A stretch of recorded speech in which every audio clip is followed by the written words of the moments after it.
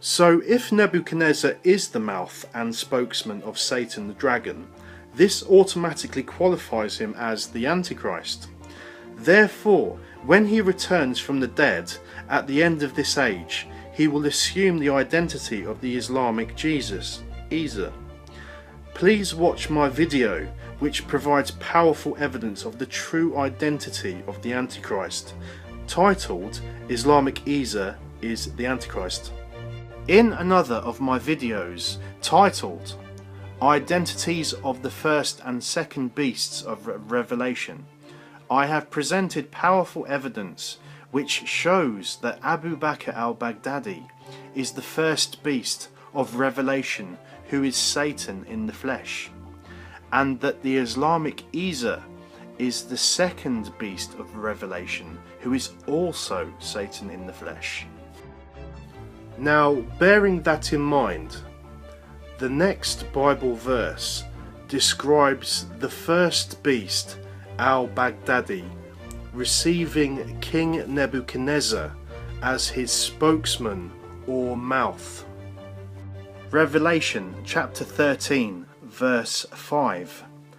The beast was given a mouth, which spoke arrogant and blasphemous words, and it was given authority to act for 42 months.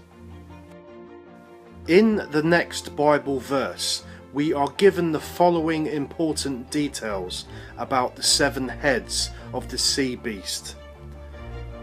Revelation chapter 17 verse 9.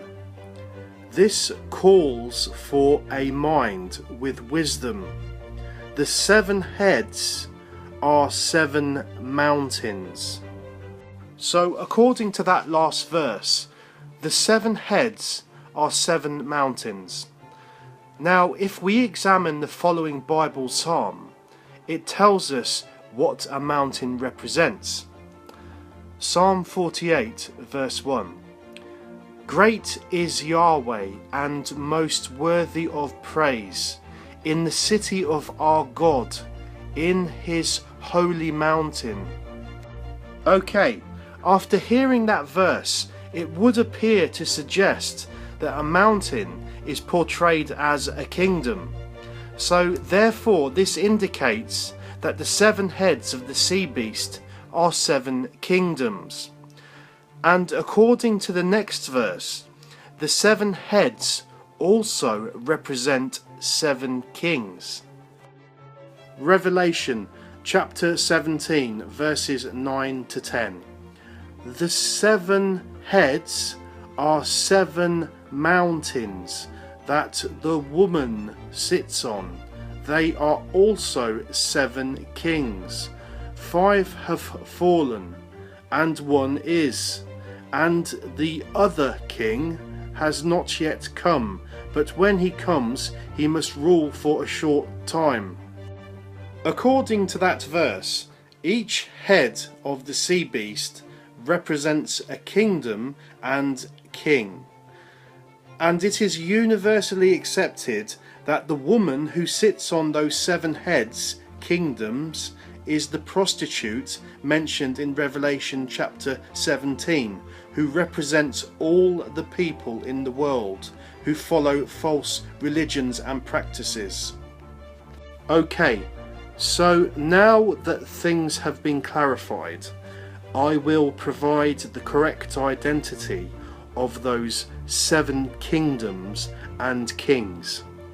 Please note, I have labelled the ones which have fallen from power. The first kingdom and king, Egypt, ruled by Ramesses II. The second kingdom and king, Assyria, ruled by Sennacherib. The third kingdom and king, Babylon, ruled by Nebuchadnezzar II. The fourth kingdom and king, Medo-Persia, ruled by Xerxes I.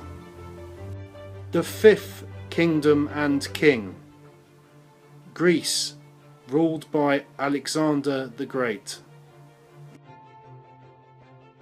Most theologians and scholars alike believe that the sixth head of the sea beast represents the Roman Empire ruled by Nero. I say this because if we repeat the last verse, the prophet John reveals the following details about this subject. Revelation chapter 17 verses 9 to 10. This calls for a mind with wisdom. The 7 heads are 7 mountains on which the woman sits. They are also 7 kings. 5 have fallen and 1 is. Okay, I will just simplify this for you. For verse 9, we have already established that the 7 heads of the sea beast are 7 kingdoms and kings. However, in verse 10, where it mentions the 7 kings, of which I have already identified 5 of them for you on the previous pages, if you look at the end of that verse, it uses the following words to describe the 6th king, and 1 is. So according to that description, it is telling us that the 6th king was active during the lifetime of John.